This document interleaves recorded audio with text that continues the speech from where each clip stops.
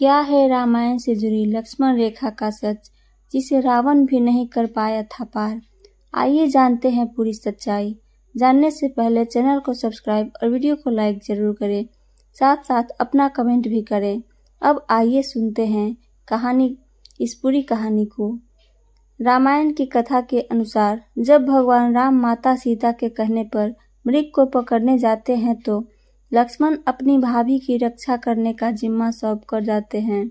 लेकिन जब भगवान राम के कराहने की आवाज सीता को सुनाई देती है तो वह लक्ष्मण को जाकर भगवान राम को तलाशने कहती हैं। लक्ष्मण इसके लिए तैयार नहीं होते हैं, लेकिन सीता उसे कई आघातपूर्ण शब्द कहती हैं, जिससे विवश होकर लक्ष्मण अपने भाई राम के तलाश करने निकल पड़ते हैं। लेकिन जाने से पहले वह माता सीता की सुरक्षा के लिए एक लक्ष्मण रेखा खींच कर जाते हैं और सीता को उसके अंदर ही रहने की सलाह देते हैं ताकि वह सुरक्षित रहें। लक्ष्मण रेखा इतना प्रभावशाली और शक्तिशाली था कि रावण भी उसे पार नहीं कर पाया था। और लक्ष्मण रेखा का यह प्रसंग इतना प्रासंगिक और दिलचस्प लगता है कि लोगों के बीच यह शब्द बोलचाल में भी काफी लोकप्रिय है। लेकिन आपको यह जानकर आश्चर्य होगा कि वाल्मीकि के रामायण में लक्ष्मण रेखा का कोई जिक्र नहीं है।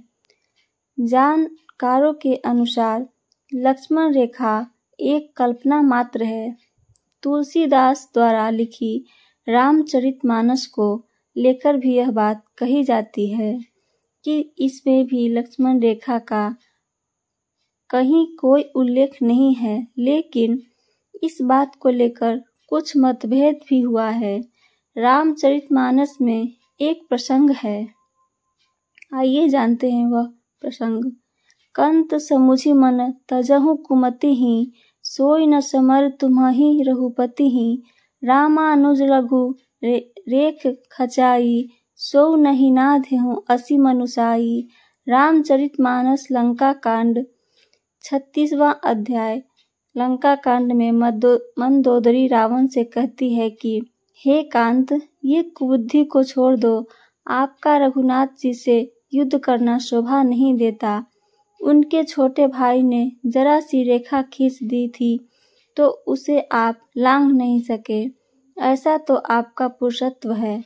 इस प्रकार रामचरितमानस में लक्ष्मण रेखा का वर्णन है, लेकिन अप्रत्यक्ष रूप से और साथ में यह भी स्पष्ट है कि लक्ष्मण रेखा धनुष से खींची गई या बाण से।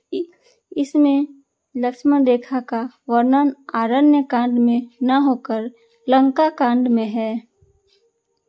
जब रावण कहता है कि हे धर्मपरायण भिक्षा दो, तब ज्यों ही लक्ष्मण जी धनुष को लांघ कर सीता रावण के हाथ में भीख देने लगी, त्यों ही वह उन्हें हरण कर ले गया और सीता का आर्यपुत्र आर्य लक्ष्मण पुकारती रह गईं।